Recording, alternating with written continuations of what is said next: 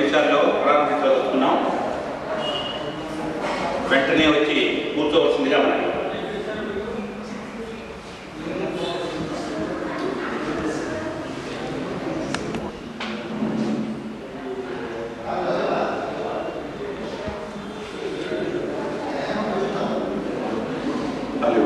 గారిని వేదిక మీదకి రావాల్సిందిగా కోరుతున్నాను.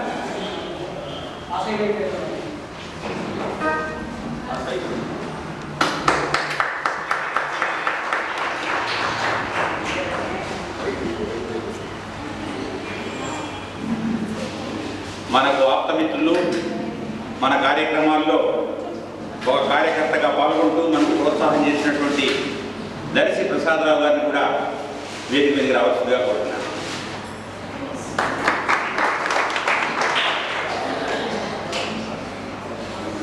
మా తెలుగు ఉపాధ్యక్షులు శ్రీ కోటిరెడ్డి గారిని కూడా వేదిక మీదకి రావాల్సిందిగా కోరుతున్నాను.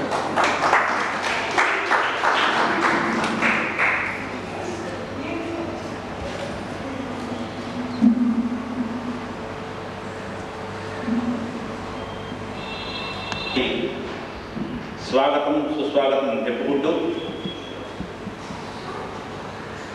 ఈరోజు నవంబర్ 1 కాకుండా ఆంధ్ర కర్ణాటక అవతరణ దినోత్సవం కూడా ఆంధ్రదేశంలో కర్ణాటక రాజ్యంలో జరుపుకోవడం విశేషం. మా తెలుగు తల్లి ఆ కార్యక్రమాన్ని తన భాగంగా ఇక్కడ ఏర్పాటు చేసుకోవటం ఈ నవంబర్ నుంచి ప్రారంభమైంది. దానికి మీరందరూ వచ్చేసినందుకు సంతోషం.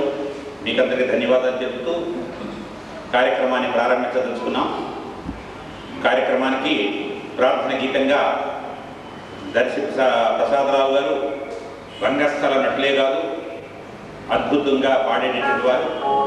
ఆ తర్వాత కార్యక్రమం చివరిగా వారు తమ అమూల్యమైనటువంటి రంగస్థల పద్యాలు ఒకటి కూడా పాడతారు. అవి కూడా ఆలకిస్తాం. కానీ కార్యక్రమానికి ముందుగా వారిని ఒక ప్రార్థన గీతం పాడవలసిందిగా కోరుతున్నాను.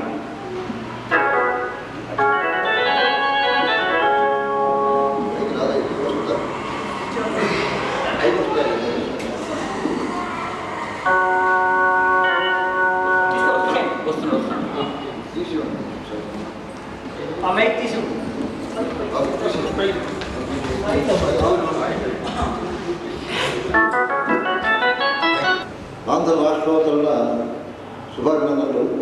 ప్రార్థన గీతం చెప్పారు ఉమామేశ్వర గారు. ప్రార్థన మీ 10 మంది పాడుతున్నాను.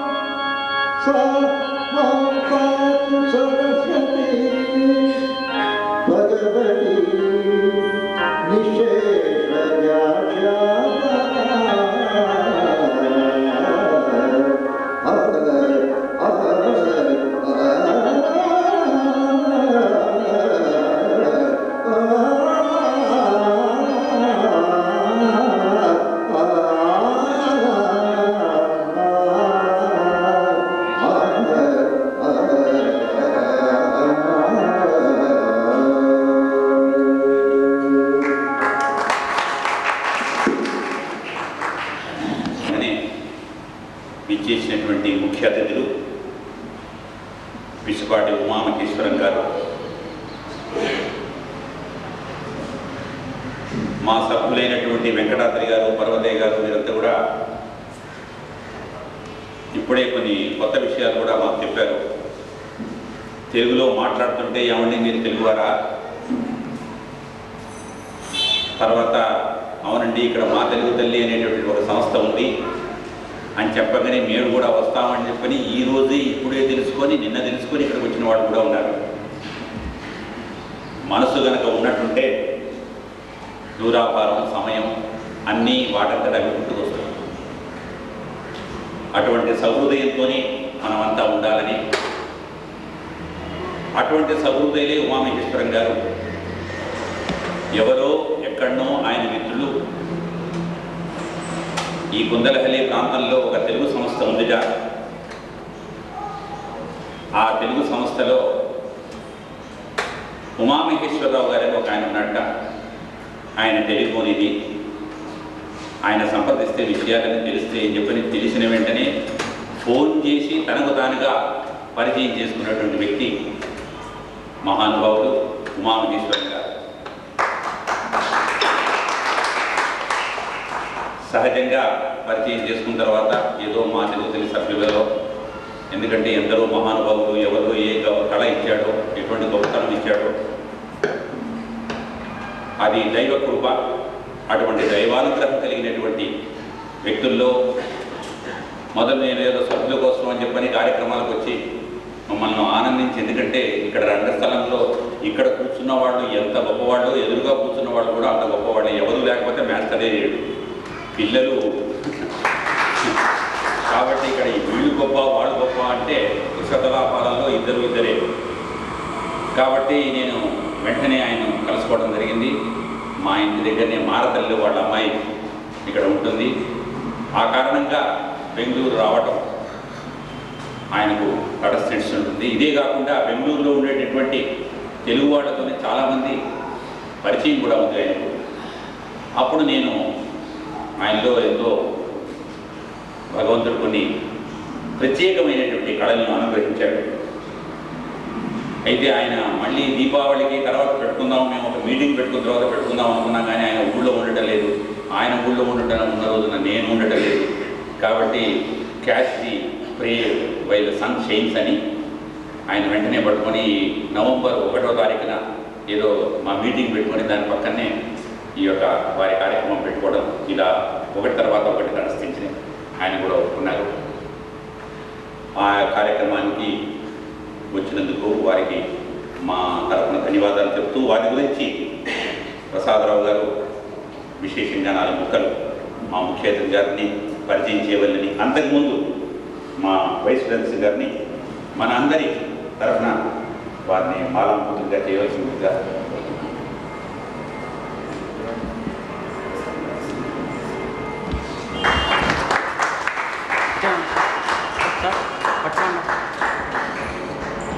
ఉమామహేశ్వరం గారికి పెద్ద పరిచయం ఉంది. కానీ ఈ సభాముఖంగా ప్రసాదరావు గారు చిరు పరిచయం మాత్రం చేస్తారు.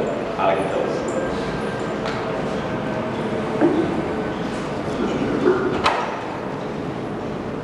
ఈ సభలో గొప్ప విశేషం ఏంటంటే సభలో ఈ తెలుగు తల్లి సంస్థను ప్రారంభించిన వారు కూడా కె ఉమామహేశ్వరరావు, క్వాలిటీ ఉన్న ఉమామహేశ్వరరావు గారు. పోతే ఇక్కడ ఈ సభలో ఇప్పుడు మీ ముందు అక్షర విన్యాసం, నెక్స్ట్ ఆయన ఈలపాట, ఆయన సాహిత్య కూడా ప్రదర్శించినటువంటి మన ఉమామహేశ్వరరావు పిసిపాటి వారు.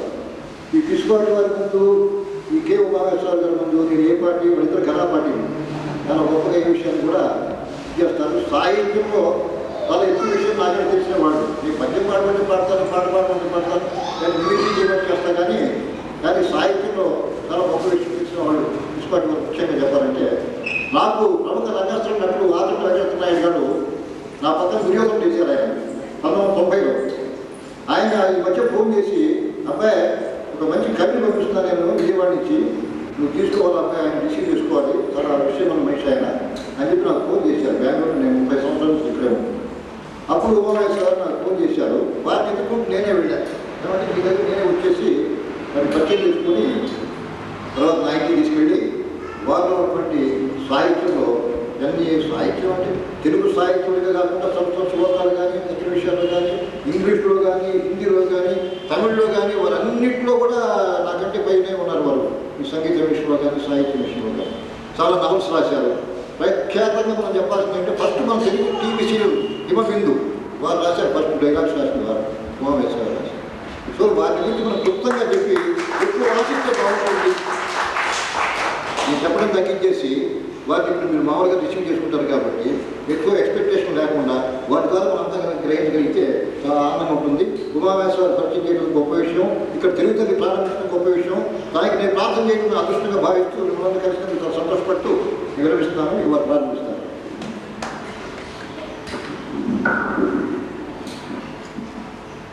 ప్రసాదరావు గారికి ధన్యవాదాలు చెప్పుకుంటూ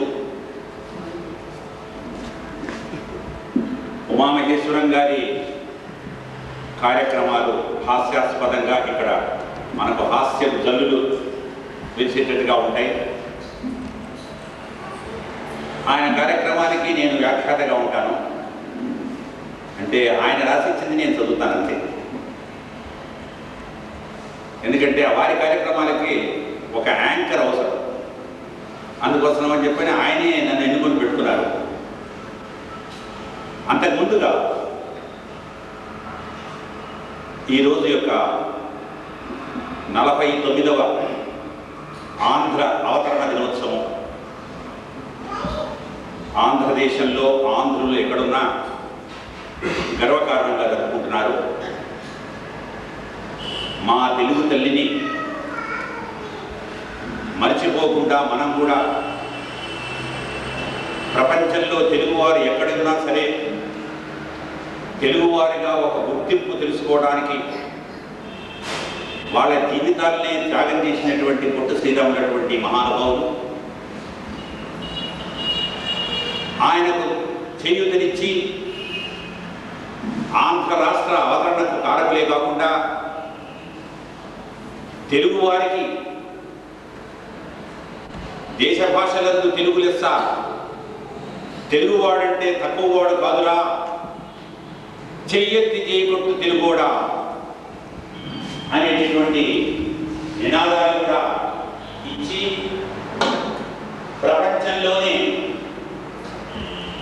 తెలుగు వారికి తెలుగు భాషకు ఒక స్థానం కల్పించినటువంటి మహనీయులందరికీ మనందరం కృతజ్ఞతలు తెలుసుకోవాల్సినటువంటి మహత్తర దినం. తెలుగునాట ఇది రాష్ట్రాలు ఏర్పడని క్వశ్చన్ కాదు, తెలుగువాడు ఎక్కడున్నాడు అనేటటువంటిది విషయం. తెలంగాణ కానివ్వండి, రాయలసీమ కానివ్వండి, ఆంధ్ర కానివ్వండి, ఇంకేదైనా కానివ్వండి, కర్ణాటకలో ఉండనివ్వండి, అమెరికాలో ఉండనివ్వండి, ఎక్కడున్నా తెలుగువాడు తెలుగువాడే.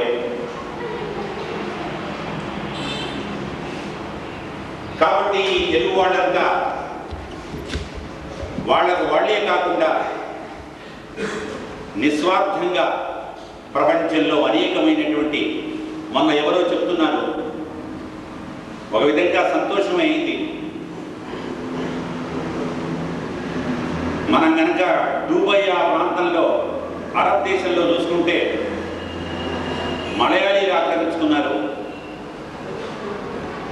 లండన్ తీసుకుంటే బ్రిటిష్ వాళ్ళు ఆక్రమించుకున్నారు, అమెరికా తీసుకుంటే తెలుగు వాళ్ళు ఆక్రమించుకున్నాడు అన్నారు. ఇప్పటికి ఉన్నటువంటి ధనిక దేశాల్లో అమెరికా ఒకటి, ఆ సూపర్ పవర్, ఈ సూపర్ పవర్ కలిసి మహా సూపర్ పవర్గా ఉన్నారంటే ఆంధ్రులంతా.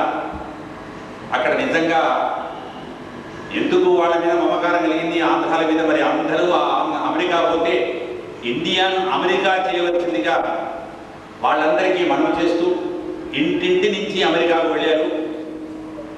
వాళ్ళంతా అక్కడ విద్య నేర్చుకొని మన దేశం వచ్చి మన తెలుగు వారికి కూడా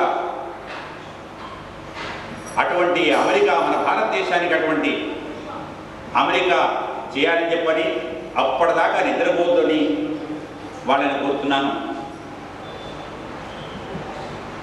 అదే ప్రక్రియలో బెంగళూరులో తెలుగువారి కలయిక కోసం అనేకమైనటువంటి సంస్థలు ఏర్పడ్డాయి.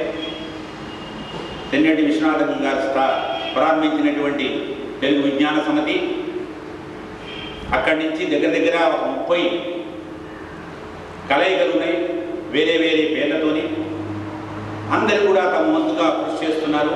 తెలుగు వారందరినీ ఒకచోట చేర్చి గర్వకారణంగా చెప్పుకోదలిసినటువంటి విషయాలు, సాంప్రదాయాలు మళ్ళీ మర్చిపోకుండా. నేను నిన్న విశాఖపట్నంలో ఒక పెళ్లికి వెళ్ళాను. కాస్త దుఃఖం వేసింది. ఆయన వరంగల్ నుంచి ఇచ్చినటువంటి ఒక డాక్టర్ అమెరికాలో స్థిరపడ్డాడు. మంచిది. పిల్లవాడు 22 ఏళ్ళ తర్వాత తన వెంట తీసుకొచ్చాడు పెళ్లికి. ఆ అబ్బాయికి ఒక్క తెలుగు కదా, ఆ అబ్బాయి మాట్లాడేటువంటి అమెరికా ఇంగ్లీషు కాస్తో కూస్తో మాస్టర్ ఉద్యోగం చేసిన నాకే అర్థం కాదు. ఇంకొక సంఘటన ఏం జరిగిందంటే, ఆ అబ్బాయి తండ్రి ఇది కానీ నాయనమ్మ అని పరిచయం చేశాడు. ఆ ఒకసారి అదే తల్లిదండ్రులు అక్కడికి పోయి ఆ పిల్లవాడి బయట, ఇంట్లో బయట అంతా ఇంగ్లీష్ వాతావరణం లేని చోట ఇంట్లో 4 తెలుగు ముక్కలు మాట్లాడుకుంటే రేపు ఏ కెరీలో ఏ బుషో ఏదో గొడవల వల్ల అమెరికా వదిలి, అమెరికన్స్ కాని వాళ్ళు అమెరికా వదిలి పోమంటే వాళ్ళ దుర్గతి ఏమవుతుంది? ఒక సమస్య. రెండవ సమస్య, వాళ్ళు భారతదేశం వచ్చినప్పుడు అమ్మ నాన్న అవ్వలతో ఏ విధంగా మాట్లాడతారు? మూడవది, మన సంస్కృతి అక్కడికి పోవటంతో అర్థమైపోవటమేనా, మన పిల్లలకు నేర్పడం అనేటటువంటి ఉండదా అనేటువంటి దుఃఖం కలిగి ధైర్యం చేసుకొని వాళ్ళందరినీ ఒక చిన్న మీటింగ్ పెట్టాను. పెళ్లిలో మీటింగ్ పెట్టి నమస్కారం పెట్టి, అయ్యా ఈ విధంగా చేయకండి, పాపం ఈ అబ్బాయిని చూస్తే నాకు చాలా జాలి వేసింది, వాళ్ళ మాంబతోనే మాట్లాడదాం అనుకుంటున్నాడు, వాళ్ళ బామ్మకు ఈయన ఏం మాట్లాడుతున్నావు అర్థం కాదు, ఈ విధమైనటువంటి వ్యత్యాసం కలగ చేయొద్దని చెప్పని కోరుతూ, తెలుగు ఆప్యాయతను, మధుర భాషను ఇక్కడ ఆస్వాదించాలంటే ఒక సాహితీపరులు కానీ, ఒక అష్టావధానులు కానీ వచ్చి ఒక ప్రక్రియ ప్రారంభిస్తే దాన్ని కొంచెమైనటువంటి అర్థం చేసుకునేటువంటి శక్తి మనలో ఉండాలి. మన తరం తర్వాత వచ్చేటటువంటి పిల్లల్లో కూడా కలిగించాలని చెప్పని కోరుతూ, చిన్న పిల్లలను కూడా ఇళ్లలో తప్పకుండా తెలుగు పేపరు, సినిమాలతో కూడా స్టార్ట్ చేయండి, పర్వాలేదు. సినిమాలు చూపించండి, తెలుగు పర్వాలేదు.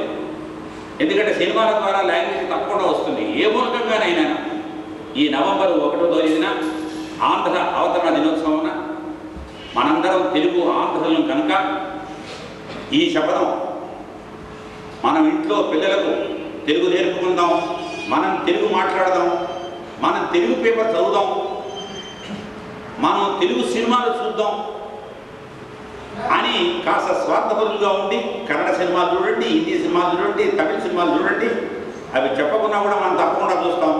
తెలుగు వాళ్ళ దగ్గర సినిమా చూడకపోతే సినిమాలే ఉండవు, ఏ సినిమాలు కూడా ఉండవు. కాబట్టి ఈరోజు మళ్ళీ ఒకసారి మీకందరికీ, తెలుగు వారు ఎక్కడున్నా వారందరికీ శుభాకాంక్షలు తెలుపుతూ, చేయకుండా సుమారు ఒక 40 నిమిషాలు కార్యక్రమం ఉంటుంది. మీరు తప్పకుండా ఆనందిస్తారు. అందుకోసమే తర్వాత డిగ్రీలు చేయకుండా మొదలై డిగ్రీలు పెట్టేశాం. ఆ కార్యక్రమాన్ని మీరు తిలకించి వారిని రివ్యూ చేసి మమ్మల్ని కూడా తెలియజేయమని ప్రార్థిస్తూ, ఒక మహత్తర వ్యక్తి ఈ హార్మోని మీద ఉండేటటువంటి అయ్యా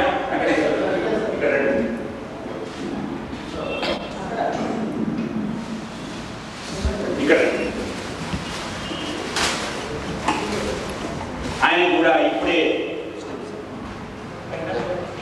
ప్రసాదరావు గారికి చాలా పరిచయం. జ్యోతి ప్రదానం అందరికీ ఆయన విద్యతోని చక్కటి హార్మోని వాయించేటటువంటి తెలుగువాడు. ఈరోజు మనకు పరిచయం కావడం మనం ధన్యం. కోటిరెడ్డి గారు వారిని కూడా పూలమాల, వెంకటాద్రి గారు పూలమాల వేసి వెంకటేశ్వరి గారిని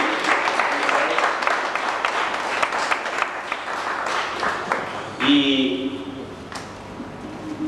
మన ముఖ్య ఉమామహేశ్వరం గారు చేసే ప్రోగ్రాంలో వారి భాగం ఇవాళ ఉంటుంది. భగవంతుడు ఆయనకి ఈ విధంగానే మా తెలుగు తల్లి ద్వారా ఇంకా అనేక కార్యక్రమాల్లో పాల్గొనాలని మనం కోరుతూ ఈ కార్యక్రమాన్ని ప్రారంభించవలసిందిగా ఉమామహేశ్వరం గారిని కోరుతున్నాం.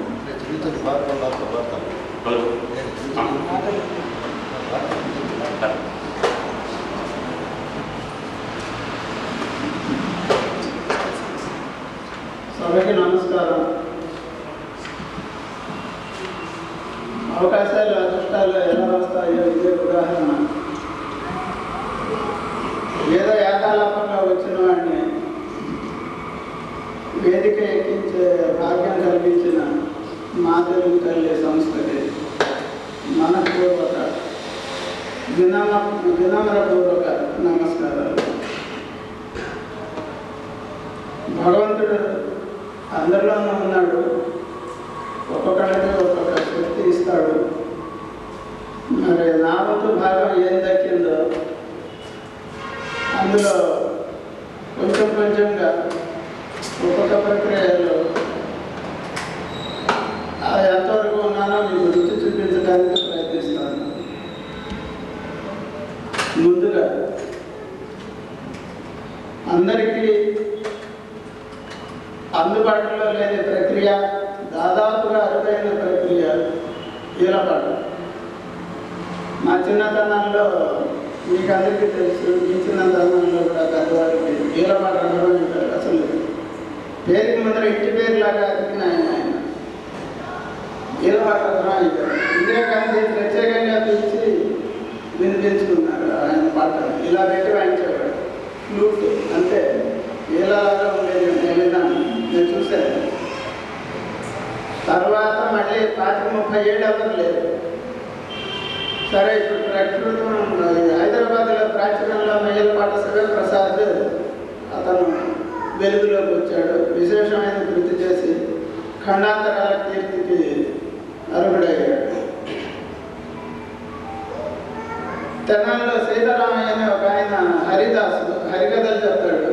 ఆయన ఏలుపాట పాడేవాడు. తర్వాత నాకు తెలిసినంత వరకు మళ్ళీ నేనే. అయితే ఇదేదో యాదృచ్ఛికంగా పైనుంచి దివి నుంచి గంగ దిగినట్టు దిగిందే తప్పితే ఇది ఒకళ్ళు నేర్పేది కాదు, ప్రాక్టీస్ చేస్తే వచ్చేది కాదు. వచ్చిన దాన్ని మాత్రం వృద్ధిపరచుకోవడం నా వంతు కర్తవ్యంగా చేసుకున్నాను. ప్రత్యేకమైన సంగీత శిక్షణ అది లేదు కాబట్టి సినిమా పాటల మీదే ఆధారపడుతూ నేర్చుకున్నాను. సినిమా పాట అనగానే తేలిక భావం ఎవరికి వద్దన్న మనవి. అందులో కూడా కష్టమైన క్లిష్టమైన పాటలు బోర్డు ఉన్నాయి. అన్నం అంతా పట్టి చూడక్కలేదు, ఒక్క మెతుకు చాలన్నట్టు. ఉదాహరణకి 2 వినిపిస్తాను. దాంతో వీడు ఎంతకైనా తగును అని మీరు అనుకుంటే ధన్యుండి. ముందుగా వాతావరణ వినాయక చవితిలో కంఠసాలు పాడాడు, ప్రార్థన పాడాడు. వారు పద్యంలో అనుకుంటే నేను కృతిలో అనుకున్నాను. గడపలేస్తుంది.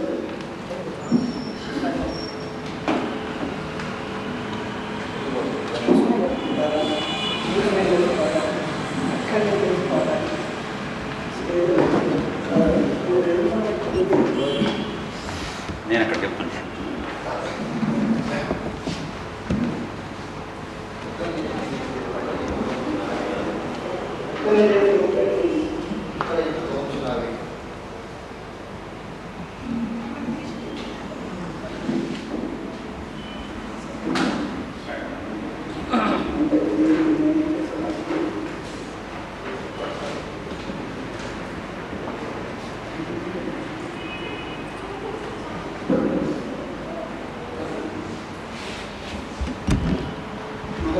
ఇప్పుడు వారు చెప్పినట్టుగానే ప్రత్యేక కళతో దైవ ప్రార్థన ఈలపాడుతుంది.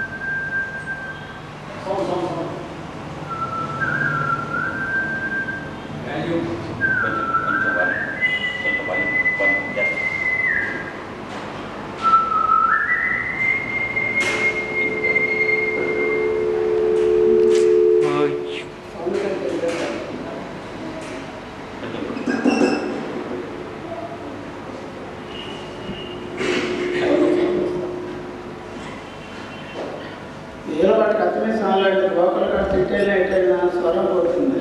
చాలా జాగ్రత్తగా స్టిఫ్గా నిలబడి పాడాలి. మనుషులు సహకరించిన మైలు సహకరించాలి ఈ విషయంలో.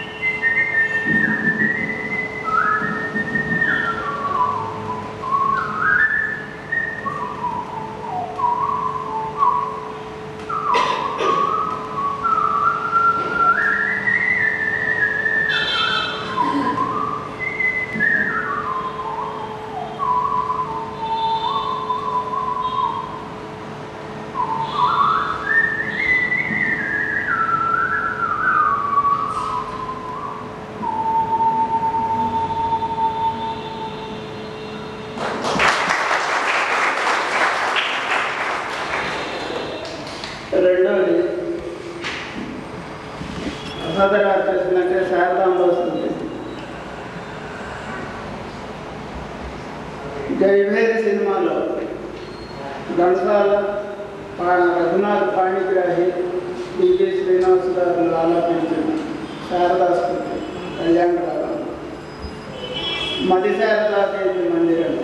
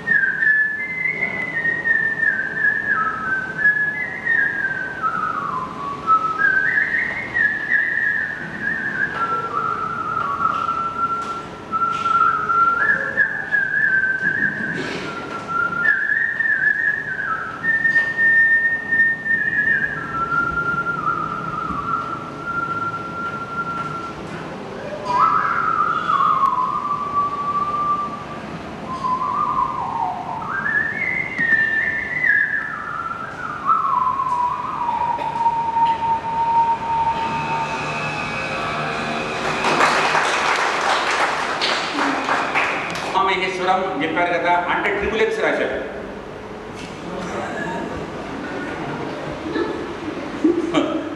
వాయమ్మో, ఇంకా రమ్ముంటే ఏముందండి. ఉమామహేశ్వరం అంటే ఇది ఒక క్రియేటివ్ జీనియస్ చెప్తున్నాను. ఇటువంటి ప్రక్రియలు ఉంటాయి. అట్లాంటివి క్రియేటివ్ థింకింగ్ ఉన్న వాళ్ళల్లో మన సోదరుడు పిసిపాటి వారు కార్యక్రమంలో దిగకుండానే ఈలపాటతో తమలోని ఒక కోణాన్ని చూపించారు పిసిపాటి వారు. అరుదైన ఈ వీలపాట ప్రక్రియ ఆయన ప్రత్యేకతల్లో ఒకటి. గంట కానివ్వండి, 2 గంటలు కానివ్వండి, ఏదో వెనకటి రోజుల్లో బాత్రూంలో ఉన్నప్పుడు వీల వేస్తే బాత్రూమ్ నుంచి బయటకు వచ్చేవారు ఈ పెదవులన్నీ నొప్పుకుంటే. మీరు ఇంటికి వెళ్ళి ప్రాక్టీస్ చూస్తే తెలుస్తుంది ఈలపాట ఎలా కష్టమో అని చెప్పని. కానీ దాన్ని సులువుగా తీసుకొని ఎంతసేపు అయినా గానం చేసేటటువంటి స్తోమత, శక్తి ఉన్నటువంటి వారు. ఇప్పుడు ఆయన రాసిచ్చిన దాంట్లో ఇప్పుడే చదువుతున్నాడు. 2వ సెంటెన్స్ చదివిన తర్వాత కానీ మొదటి సెంటెన్స్ నాకు అర్థం కాలేదు. గాయ కుడిగా ఆయన చూద్దాం, కాదు కాదు గాయ ఎడమగా ఆయన విందాం. ఈ కుడి ఎడమలు ఇప్పుడే అర్థమైనాయి నాకు. గాయ కుడిగా, గాయ ఎడమగా. ఇటు పక్క ఓ పంజాబీ జానపద గీతం, అటు పక్క శుద్ధ కర్ణాటక శాస్త్రీయం అనగా లలిత శాస్త్రీయ సంగీతం సిద్ధం కండి.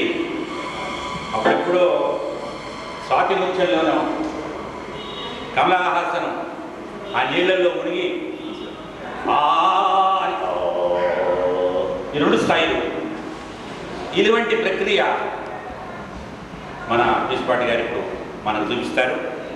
భేషక్ మందిరం అనేటటువంటి పంజాబ్ని, దేవి శ్రీదేవి అనేటటువంటి ఒక తెలుగు పాట వివిధ స్థాయిల్లో ఉంటాయి. అతి సులువుగా ఎలా ప్రదర్శించాలో పాట ప్రదర్శిస్తారు.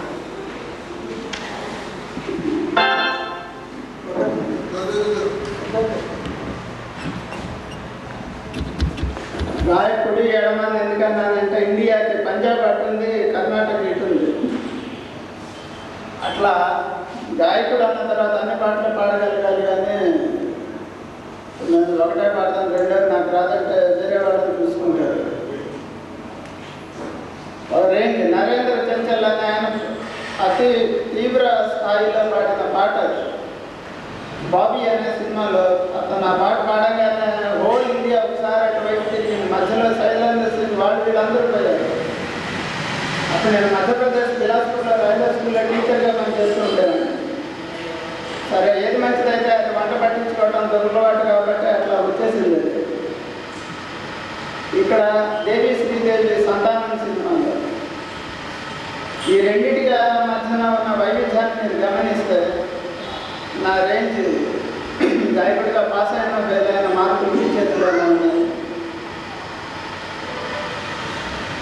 బేషక్ మందిర్ మస్జిద్ తోడో బులే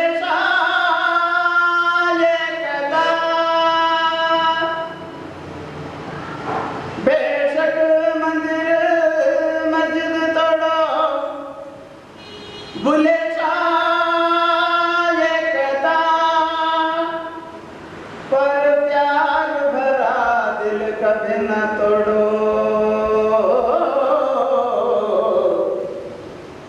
इस दिल में दिल भर रहता जिस बलडे में तुले मोहब्बत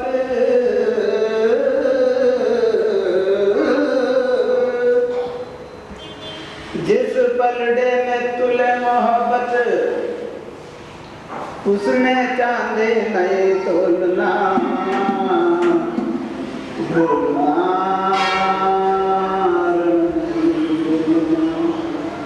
जा नहीं बोलना जा जा नहीं बोलना जा अरे मैं नहीं बोलना जा बोलना मैंने ढोलना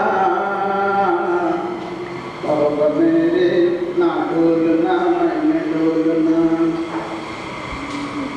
आग से इश्क बराबर दोनों और पानी आग बुझाए आग से इश्क बराबर दोनों पर पानी आग बुझाए आशिक के जब आंसू निकले और यगन लग गए हो तेरे सामने बैठ के रोना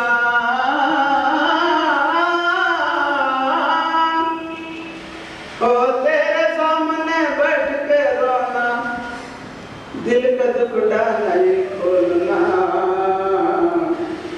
अब मेरे ना बोलना नहीं बोलना जा नहीं बोलना जा जा नहीं बोलना जा रे मैं नहीं बोलना जा बोलना मैं बोलना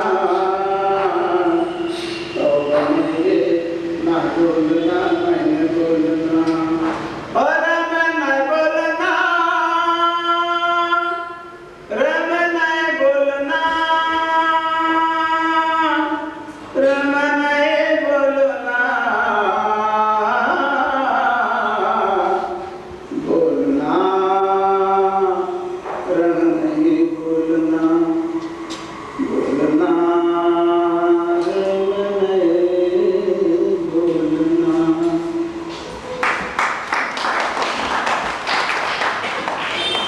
దేవి శ్రీదేవి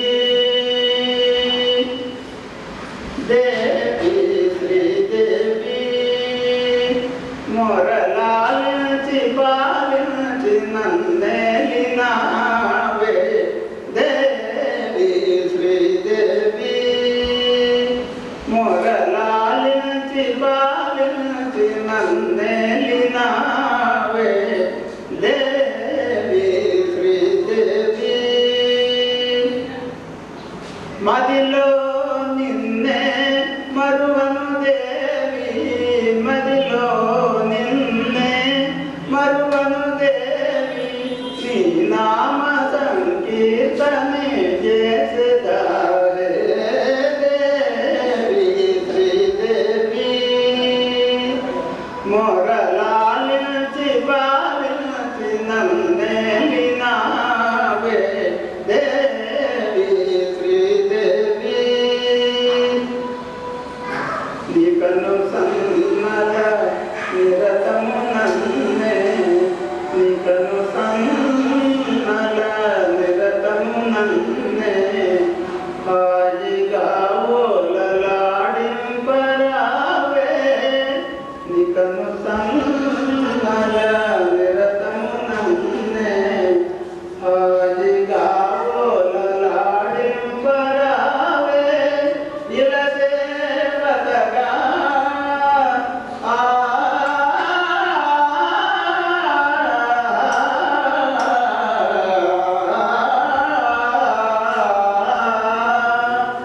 ఇలా దేవతగా వెలసితివే ఇలా దేవతగా వెలసితివే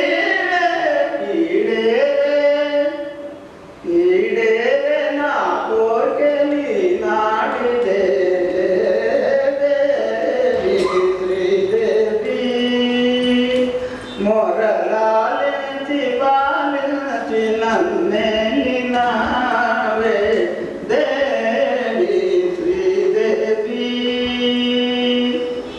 బాబు తీసాను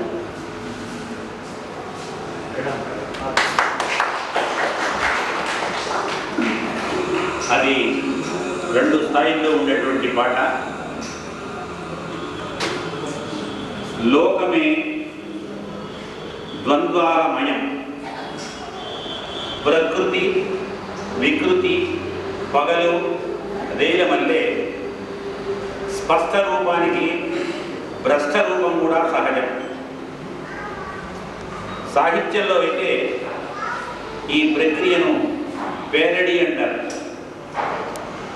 ఈ పేరడీల గారడీలతో ఉమామహేశ్వరం గారు రెడీగా ఉన్నారు. ప్రొసీడ్ అయిపోదాం. పిస్పాటి గారు ఈ ఒక పాట స్పష్ట రూపం అయితే ఇంకో పాట భ్రష్ట రూపం, శంకరాభరణం ఒకటైతే భీకరాభరణం ఇంకోటైతే. ప్రస్తుతం రెండు పాటలు వినిపిస్తాను. ఉదాహరణకి అసలుకి నకలు ప్యారడీ ప్రక్రియ వాక్యాల్లో కూడా చెప్పచ్చు, పద్యాల్లో చెప్పచ్చు, వచన శ్రీశ్రీ గారి లాగా కలుపుకొని చెప్పచ్చు, శ్రీశ్రీ ఎలా రాయలేకపోయాడో కూడా చెప్పచ్చు. మహాప్రస్థానంలో శ్రీశ్రీ వస్తున్నాయి జగన్నాథ రథ చక్రాలు వస్తున్నాయి అంటే ప్రముఖ ప్యారడీ కవి జలసూత్రం రుక్మిణీనాథ శాస్త్రి గారు, జరుపు శాస్త్రి అనేవాళ్ళు. ఆయన చురుకే వేరు. వెళ్ళిపోతున్నాయి జగన్నాథ రథ చక్రాలు వెళ్ళిపోతున్నాయి అన్నాడు. అది ఇంకా ప్రింట్ కాలేదు. ఇప్పటికీ జగన్నాథ చక్రాలు రాలేదు. మన కష్టాలు కన్నీళ్ళు మాత్రమే ఉంది. ఎవడు భూమార్గం పట్టించదు. అలాగే పింగళి గారు పాతాళ భైరవులో ఎంత ఘాటు ప్రేమయ్యా అంటే ఆయన ఆజన్మ బ్రహ్మచారి. ఇంకా ప్రేమ అంటే ఏం తెలుస్తుంది? అద్భుతమైన పాటలు రాశాడు ఆయన. ఎంత ఘాటు ప్రేమయ్యా అంటే శ్రీశ్రీ ఇంత లేటు వయసులో అన్నాడు. ఇంత లేటు వయసులో ఇంకా ఇప్పుడు ఘాటు ప్రేమ గురించి రాయడం ఏంటి? ఏం తెలియకండి. కవుల చమత్కృతులు అలా ఉంటాయి. భక్త తుకారాం సినిమాలో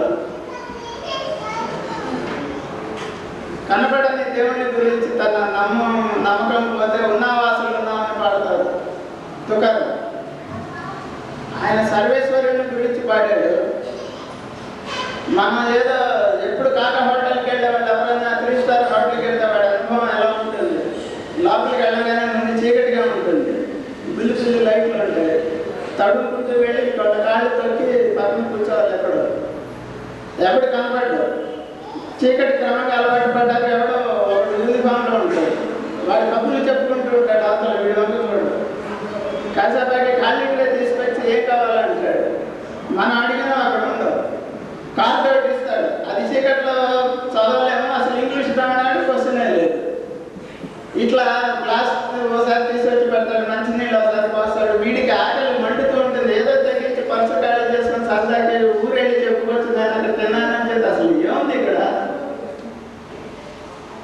వీడు ఆర్డర్ తీసుకుని పోతాడు, మళ్ళీ రాడు. అటువంటి సమయాల్లో ఆ కస్టమర్ మీరు కావచ్చు, నేను కావచ్చు,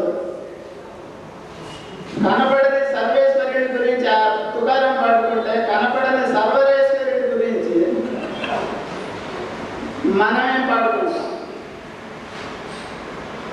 ఆవిడ కనపడ్డుగా లోపలికి వెళ్ళాక అదృశ్యం అవుతాడు. ఉన్నావా అసలున్నావా, ఉంటే నన్ను చూడకున్నావా, నా ఆదర్ తీసుకోకపోతావా, ఉన్నావని సంచేచాలని అందరందరూ అన్నారు, వస్తావని వినిపిస్తావని అందరందరూ ఉన్నారు, ఉన్నావా అసలున్నావా, నా కడుపున ఆకలి మండుతూ ఉంటే, దాహానికి కొంటే ఎండుతూ ఉంటే, పేగులు కరకరమంటూ ఉంటే, ప్రాణం ఆవిరి అవుతూ ఉంటే, కిమ్మనగండా ఉన్నావు, ఈ చందాటిరా ఉన్నావు, ఉన్నావా అసలున్నావా, నీ హోటల్కి వచ్చాను, నీ టేబుల్ మెచ్చాను, మెనూని చదివాను, నా పరిసే నైవేద్యం చేశాను, సర్వింగ్ పేరే కలవని వాడ, నువ్వు సర్వర్వి, నువ్వు ఒక వ్యర్థుడివి, నీకొక టైము లేదు, డ్యూటీ లేదు, టిఫిను లేదు, టిప్పు లేదు, నిజానికి నువ్వే లేవు, లేవు లేవు లేవు అనేది కొట్టేది.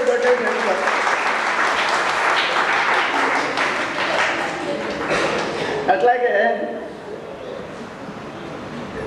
పూర్వం అప్పు తీసుకోవాలంటే చాలా అభిమానం పడేవాళ్ళు, పరుగు పోతుందని. ఉన్నంతలో సర్దుకుని బతుకులు వెళ్ళమార్చేవాళ్ళు. 56 ఏళ్ళ క్రితం అప్పు తీసుకున్నాక తప్పనిసరి పరిస్థితుల్లో వారిని కలవాలంటే భయం. గడువు దాటిపోతుంటే 1కి 2 సార్లు వెళ్ళి, అయ్యా మాట తప్పుతున్నాను, నాకు చేతికి అందలేదు, మీరే అనుకోకండి, నేను ఎక్కడికి పారిపోయే రకం కాదు అని సంజాయిషి. అటువంటిదల్లా 2-3 తరాలు మారేసరికి ఏమైంది, ఆరుద్ర కోనలమ్మ పదాలు రాస్తున్నప్పుడు కుర్రాళ్ళం మేము అవతల వాళ్ళు ఏం చేస్తే గొప్ప పని అది మనం చేసే అదో పనులు కాపీ కొట్టడం, మంచి పనులు చేసేవాళ్ళు. నేను కూడా కొన్ని విద్యార్థి దశలో కోనలమ్మ పదాలు రాసుకున్నాను, అందులో ఒకటే గుర్తుంది ఇది. రోజులు ఎలా వచ్చాయంటే అప్పు తీసుకున్నాడు ధీమాగా వెళ్ళిపోతూ ఉంటాడు, ఇచ్చినవాడు బెంగపడతాడు, ఈడిస్తాడా ఇవాడ, ఏంటి నా గత ఏంటి, ఏదో దాచుకుని ఫోన్లే వడ్డీ కాసు పడిస్తే ఇదెక్కడ కూడా రా నాయన. సరే అప్పు ఇచ్చినవాడు, ఇవాళ పరిస్థితి, అప్పు ఇచ్చినవాడు బెంగపడి మరునాడు వేగ చనిపోతాడు. ఊరుకుందలమ్మ ఆ తిరిగి వస్తున్న రాజన్న బాధతో అప్పు ఇచ్చినవాడు అంతర్మథనం ఈ పాటలో చెప్తాను నేను. ప్రేమ్ నగర్ సినిమాలో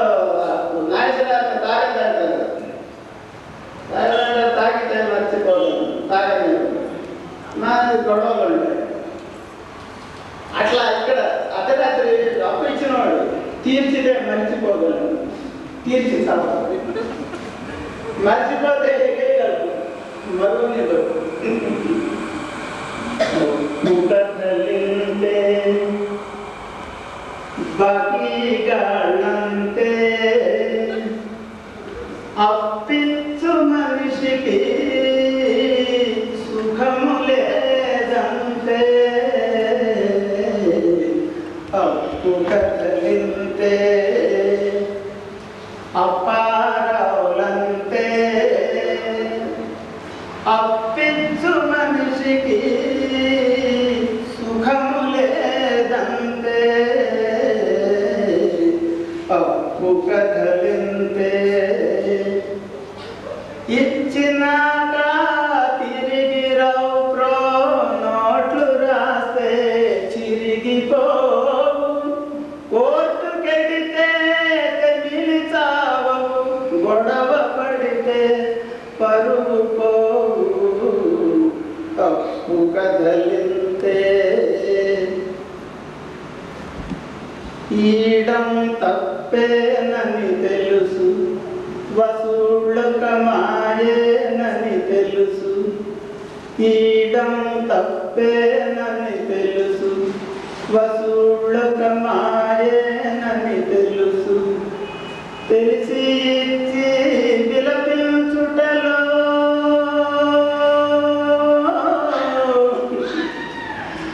దౌర్భాగ్యం ఎవరికి తెలుసు అప్పు కథలింతే మరు జన్మలున్న బోలేవో ఈ అప్పులప్పుడే మోతాయో మరు జన్మలున్న బోలేవో ఈ అప్పులప్పుడే మోతాయో అప్పులీడమే తీరని శిక్ష తీర్చటమే తీర్చుకుంటారు కక్ష అప్పు కథలింతే అప్పారావులంతే అప్పిచ్చు మనిషికి సుఖము లేదంతే అప్పు కథలింతే